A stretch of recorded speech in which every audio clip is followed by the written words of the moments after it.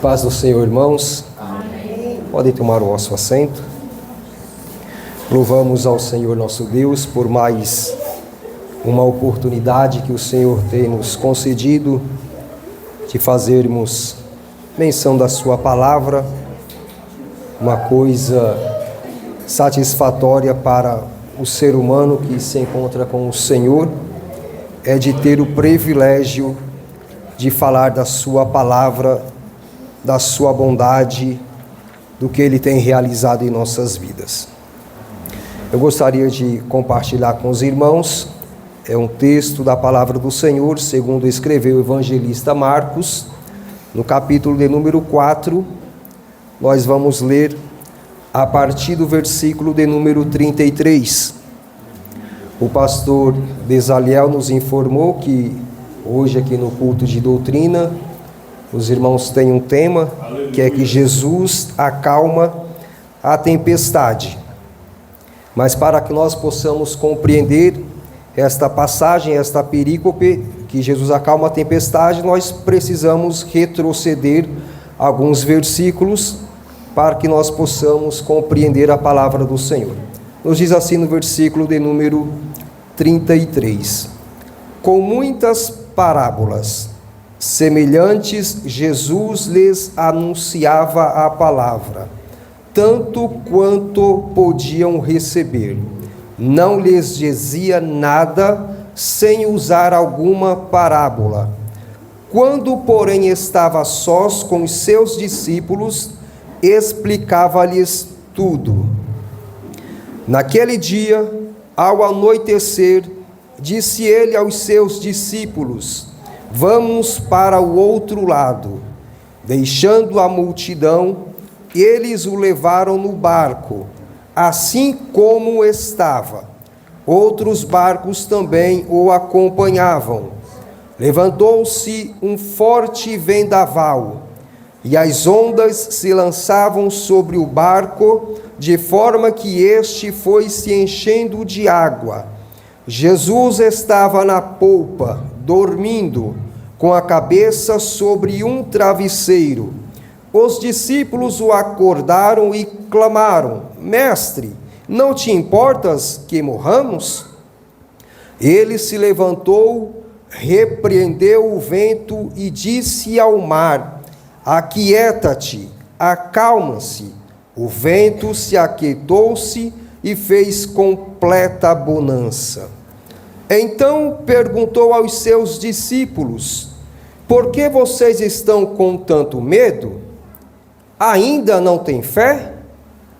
E eles estavam apavorados e perguntavam uns aos outros: quem é este que até o vento e o mar lhe obedecem? Nós observamos esta passagem numa visão, numa perspectiva do evangelista Marcos, aonde ele narra que Jesus opera este milagre acalmando a tempestade, mas Marcos ele vem de uma sequência falando a respeito de algumas parábolas. Marcos estava falando a respeito da parábola da semeadura e da diversidade de solos. A mesma perspectiva apresenta Lucas, porque Lucas também apresenta a mesma visão, a mesma cosmovisão de Marcos. Ele vem apresentando Jesus acalmando a tempestade, mas Lucas também fala a respeito dessas parábolas. Mateus ele tem uma preocupação de mostrar os milagres do Senhor Jesus. Então Mateus ele não relata essas parábolas no tópico anterior, mas ele vai falar a respeito da cura da sogra de Pedro, e depois fala a respeito de Jesus acalmando a tempestade. Eu escolhi esta passagem no livro de Marcos, porque ela faz ligação com todo o seu contexto, quando o Senhor Jesus indaga aos discípulos a respeito da sua fé. Observe que o Senhor Jesus acabara de relatar para os discípulos uma parábola a respeito da semeadura e a respeito da semente e a respeito do grão de mostarda. Aqui no versículo de número 30, Jesus está falando para os discípulos que o reino de Deus é comparado como um grão de mostarda. A mesma analogia o Senhor Jesus já havia aplicada para falar a respeito da fé dos discípulos, que é semelhante a um grão de mostarda. Mateus capítulo 17 e no versículo de número 20. Mas quando nós chegamos aqui no versículo de número 40, o Senhor Jesus faz uma indagação para os discípulos e diz para eles: vocês ainda não têm fé? Quando nós olhamos para o ministério do Senhor Jesus, o Senhor Jesus, ele realizou no seu ministério terreno 35 milagres. Os discípulos já haviam presenciado vários desses milagres. Os discípulos eram suas testemunhas oculares. Aonde Jesus estava, os discípulos se encontravam. Mas agora nos parece que o Senhor Jesus, após relatar a parábola do grão de mostarda, após explicar para os discípulos alguma das parábolas, parece-nos que o Senhor Jesus quer levar os discípulos para um particular. Jesus havia ensinado a eles, mas agora Jesus queria experimentá-los na prática. Jesus havia ensinado a respeito da palavra, mas dai-nos a entender agora que após Jesus encerrar o seu discurso, após ele encerrar o seu ensinamento da parábola, ele espera anoitecer e disse para os seus discípulos: vamos entrar no barco e vamos dar uma volta. Os discípulos, a maior parte dos discípulos do colegiado apostólico, eles eram pescadores. Eles eram homens experimentados no mar. E eles sabiam fazer a leitura dos ventos, do mar bravio. Eles não iriam ficar apavorados por qualquer vento, por qualquer movimento das águas do mar. Mas parece-nos que o Senhor Jesus está os levando para experimentar a sua fé. Porque Jesus está dizendo para eles: olha, a fé de vocês é como um grão de mostarda. E quando nós falamos a respeito da fé, nós precisamos entender o pensamento do Senhor Jesus, que quando ele faz essa analogia do grão de mostarda, ele está querendo dizer para os discípulos e para os seus leitores que a fé, ele tem dois estados. Isto é, a fé, ela possui duas fases, dois estados: estado de latência e um estado de potencialidade, que está na semente, no grão de mostarda. Se você pegar um grão de mostarda ou uma semente e você deixar na palma da sua mão ou em qualquer superfície e não plantar ela não irá germinar, ela não irá brotar. Mas você olha para aquela semente, ela possui dois estados. Ela está em estado de latência, isso é, ela está adormecida, ela está parada, mas ela tem um grande potencial dentro daquela semente. Mas para despertar o potencial desta semente, precisa trabalhar essa semente, precisa trabalhar. Jesus acabara de falar a respeito da fé. Então Jesus pega os discípulos e pensa: agora eu vou trabalhar a fé desses discípulos. E leva para o mar. E o mar está bravio. E os discípulos então resolvem acordar o Senhor Jesus. Senhor, desperta, nos socorre, nós vamos todos perecer. Jesus suavemente se levanta do seu sono, vai para a popa do navio, olha para o mar, para o vento e diz: aquieta-te, acalme-se.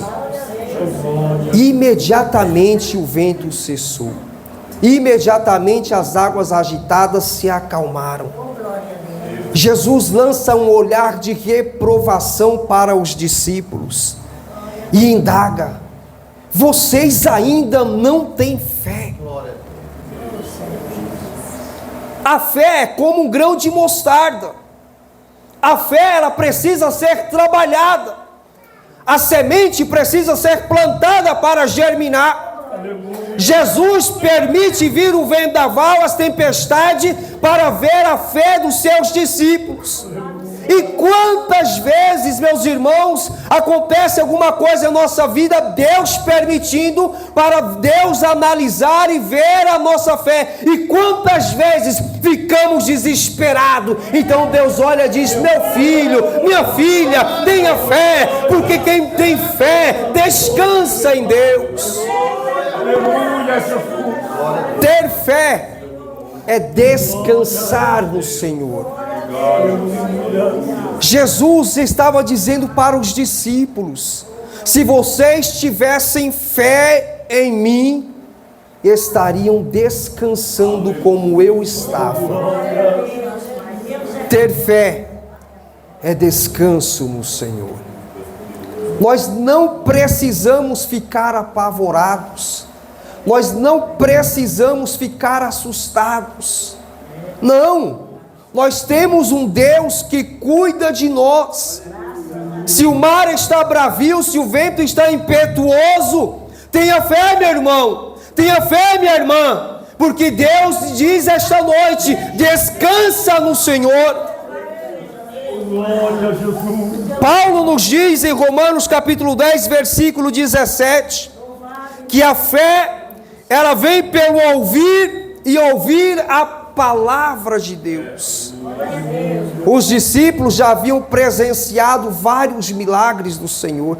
Quantos ensinamentos eles já não haviam ouvido do Senhor? Quantas pregações, quantos discursos. Mas Paulo está dizendo que a fé, ela vem pelo ouvir a palavra do Senhor. A nossa fé é despertada quando nós temos contato com a palavra do Senhor, quando nós ouvimos, quando nós lemos, quando nós estudamos, quando nós manuseamos as Sagradas Escrituras. A nossa fé, que está em estado de latência, ela começa a passar para um estado de potencialidade. Aquilo que nós não acreditamos, nós passamos a acreditar, porque a fé entrando em ação. Ainda não tem fé. Quantas pessoas não conseguem demonstrar fé na pessoa do Senhor Jesus? Alguns até demonstram uma fé no coletivo, quando está reunido com os seus irmãos no culto, como hoje, ele demonstra fé, porque o seu irmão do lado começa a demonstrar, e ele começa então a despertar. Mas e quando ele está sozinho? Quando ele está no individual? Quando vem a tempestade sobre a sua vida, sobre a sua casa, sobre o seu lar, você precisa ter fé, você precisa aprender a confiar no Senhor Jesus. Ou será que nós estamos como os discípulos, presenciando os milagres do Senhor em nossas vidas, ouvindo as mensagens do Senhor, ouvindo a palavra do Senhor, ouvindo a sua voz, e mesmo assim somos incrédulos, mesmo assim não conseguimos demonstrar fé na pessoa do Senhor Jesus? Então Deus está nos indagando esta noite: nós temos fé? Aonde está a nossa fé? Jesus perguntou para os discípulos: por que estão com tanto medo? E o Senhor também nos pergunta esta noite: por que nós estamos com tanto medo? Por que nós estamos ficando desesperados? O Senhor Jesus, certa feita, ele disse para os seus discípulos que a nossa vida, ela é mais importante do que as aves dos céus, que Ele cuida, que Ele alimenta. E Ele diz: vós valeis muito mais que as aves dos céus, e Deus não as deixa desamparada. Por que você está temeroso?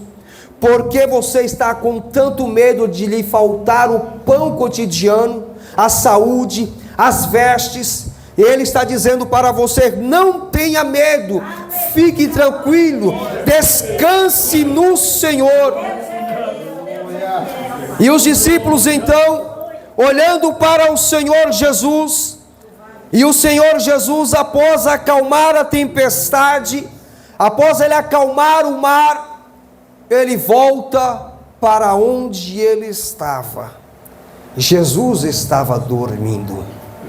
Jesus estava descansando. Quando nós falamos da pessoa do Senhor Jesus, como muitas pessoas cometem o erro, um grande equívoco, de elevar a divindade do Senhor Jesus tamanha tal, que acabam excluindo a sua humanidade. E outros elevam tanto a sua humanidade, que acabam excluindo do Senhor Jesus a sua divindade. E os discípulos, no versículo 41, eles fazem uma pergunta uns aos outros: quem é este? Em outras palavras, eles ficaram olhando, admirados, e disseram: quem é este homem? Quem é este que até o vento e o mar lhe obedecem? Quando eu olho para esta indagação dos discípulos perguntando quem é este, a Bíblia, ela vai nos fazer vários apontamentos de quem era a pessoa do Senhor Jesus. Jesus, na sua natureza, ele possuía duas naturezas. É o que nós chamamos na teologia de natureza hipostática, que significa que ele possuía a natureza humana e a natureza divina. Então, baseado na indagação dos discípulos, quem é este?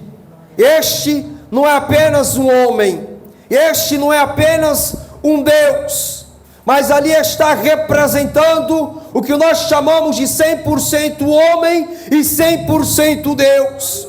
Quem é este? É o que João vai relatar quando ele escreve em João, no capítulo 1, no versículo 1. No princípio era o Verbo estava com Deus, o Verbo era Deus, e todas as coisas foram criadas por intermédio dele. Quem é este homem? Ele é o Verbo encarnado.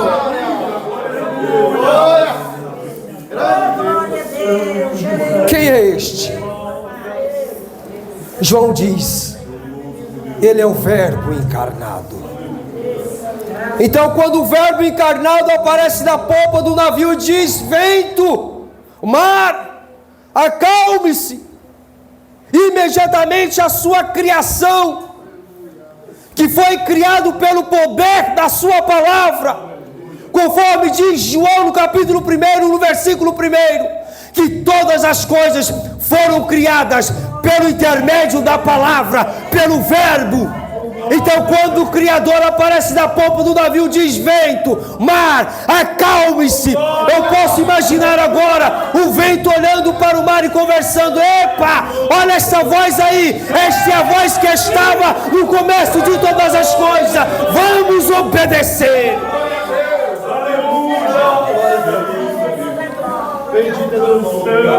O vento e o mar conhecem aquela voz, porque no ato da criação foi o Verbo que o criou. E quando o Criador aparece, a sua criação obedece. Diz: vento, mar. Essa é a mesma voz do princípio que relata Moisés no livro do Gênesis, no capítulo 1. É a voz do Criador. Vamos acalmar, vamos aquietar, porque Ele que nos criou. Eu venho te falar nesta noite, irmão e irmã, nós somos filhos de Deus, nós somos servos do Senhor, nós somos filhos de Deus, criaturas do Senhor. Deus é o nosso Criador, e a palavra de Deus para o nosso coração esta noite é: acalme-se, que eu estou contigo.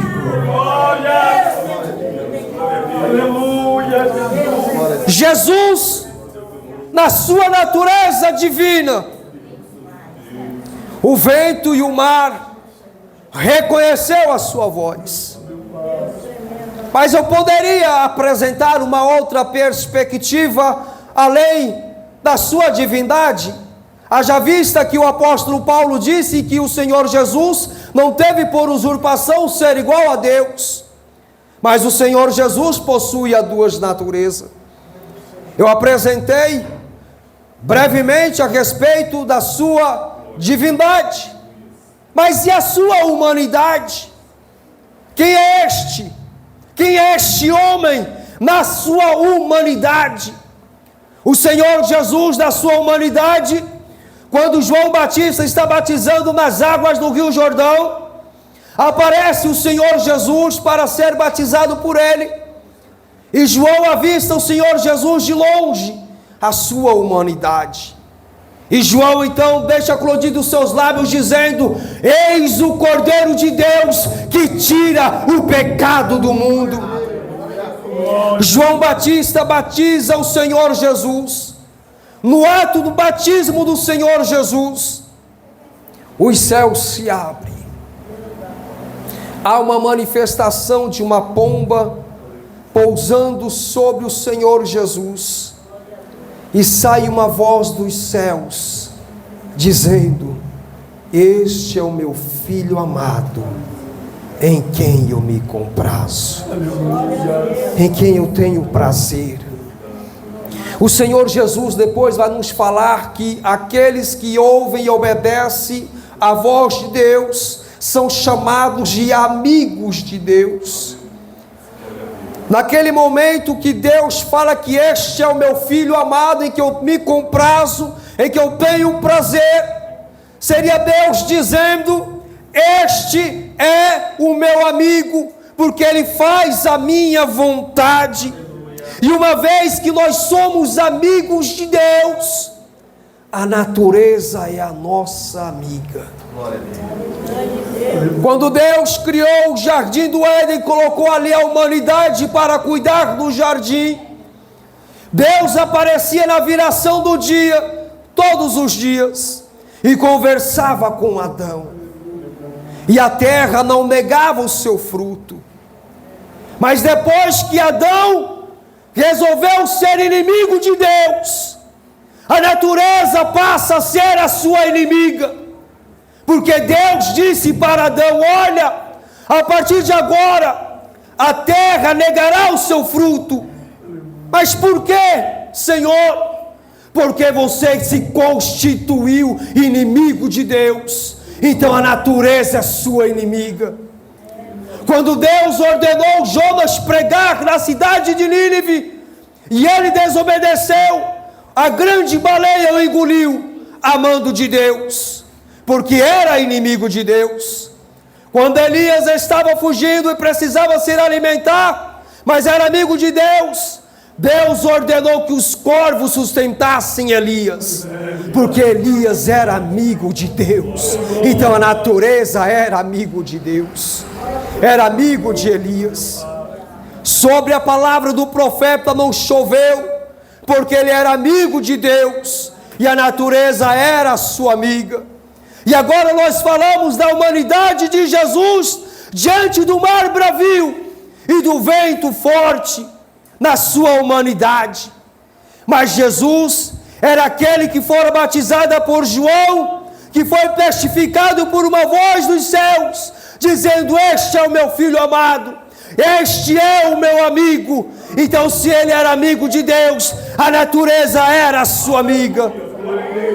Então Jesus, como homem, olha para o vento, olha para o mar e diz: acalme-se. E o vento e o mar acalmou, porque quem estava falando era uma pessoa que tinha intimidade com Deus, era um homem que era amigo de Deus.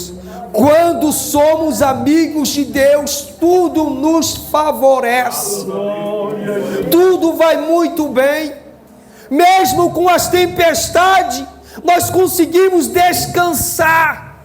Mesmo com os vendavais, nós conseguimos relaxar na presença do Senhor, porque nós somos seus amigos, e nada nos aflige, nada nos abate. Deus está nos perguntando esta noite: Será que nós somos amigos de Deus?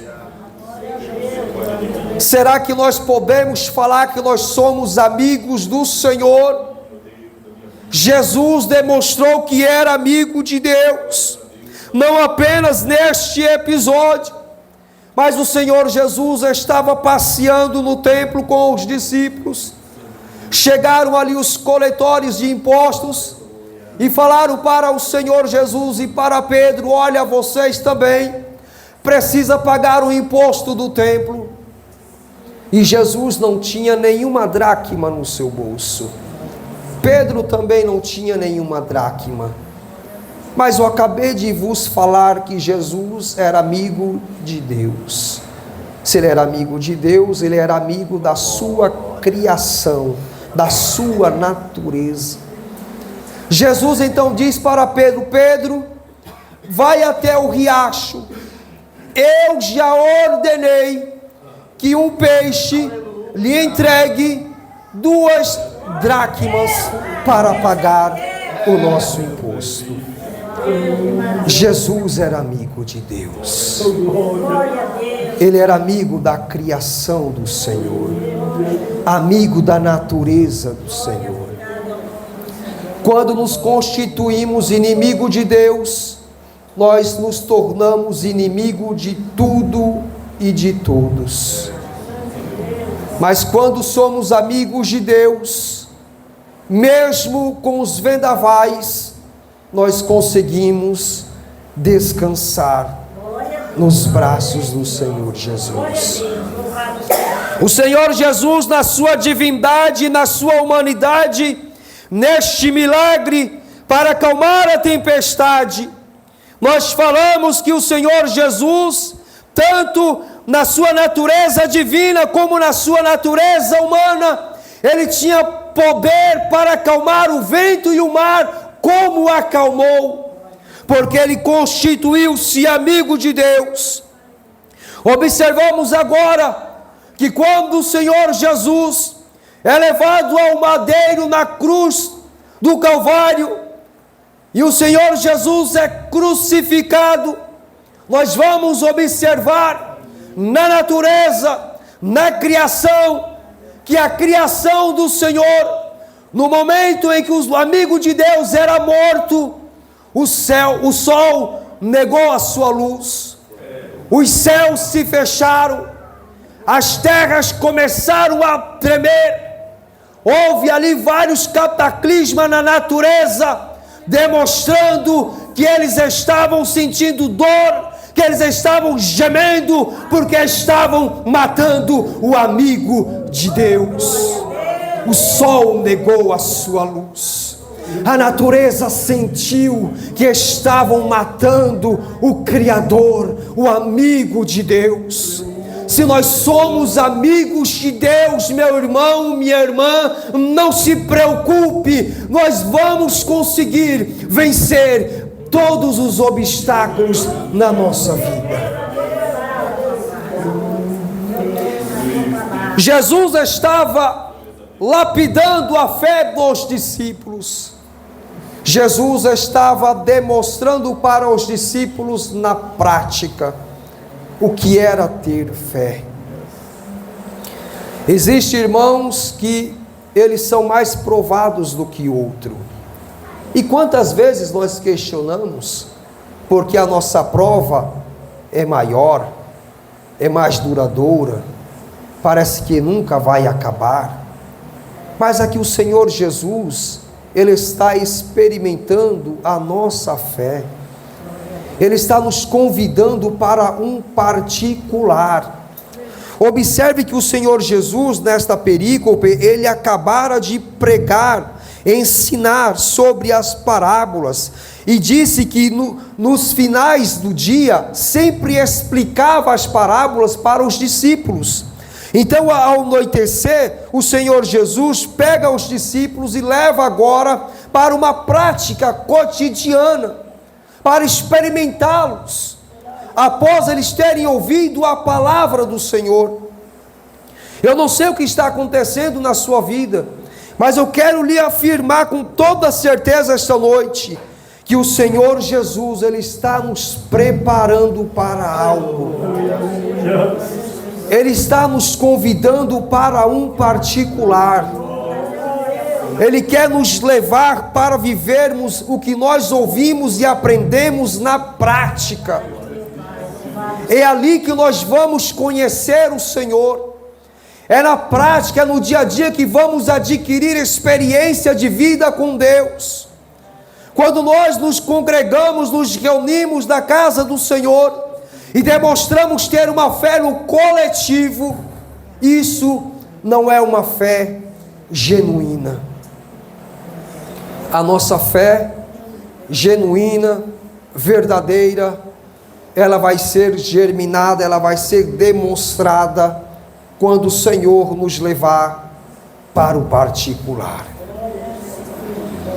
É quando você sentir os ventos fortes sobre a sua vida.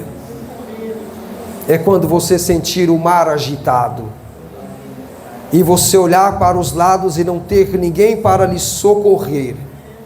Então você se lembrará das palavras do Senhor Jesus. Entra no seu aposento, feche a sua porta e ore secretamente ao teu Pai que estás nos céus. E se você for amigo de Deus, Deus irá ordenar para o vento se acalmar, para o mar se acalmar. Nós não precisamos ficar correndo atrás de bênçãos e de milagres. O Senhor Jesus nos disse que nos últimos tempos surgiriam muitos falsos cristos, muitos falsos profetas, realizando sinais, milagres. E muitas vezes, quando estamos passando por provações, em aflições, quando o mar está agitado, quando os ventos estão fortes, e parece que o Senhor não responde às nossas orações, e nós ficamos sabendo que a congregação A, a congregação B, está acontecendo um milagre, e você diz, então eu irei até lá, para Deus dar um basta então nesta aprovação. Não vá. Não pule do seu barco. Os discípulos fizeram uma única coisa: acordaram o Senhor Jesus e disse: Senhor, nos socorre. Está difícil esta luta, irmão, irmã? Dobre o seu joelho e diga ao Senhor, com sinceridade no coração: Deus, me socorre. E eu lhe garanto que Deus irá lhe socorrer. Não vá atrás de milagres. A Bíblia nos diz lá no livro do Deuteronômio, no capítulo 28, a seguinte expressão: as bênçãos do Senhor correrão atrás de ti e lhe alcançarão. Deus tem uma promessa para a sua vida, mas não pule do seu barco. Jesus está presente e nesta noite Ele diz: vento, mar, acalme-se. Deus abençoe, pastor. Aleluia.